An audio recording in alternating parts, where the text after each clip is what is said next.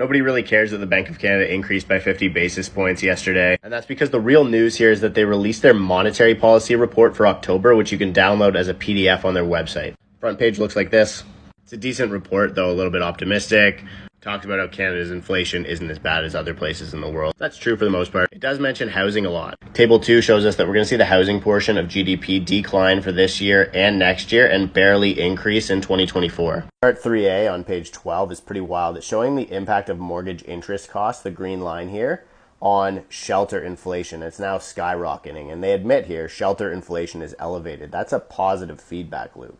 This is the part of rate hikes that doesn't help inflation. Chart 8 shows us that Canadian inflation expectations are still high.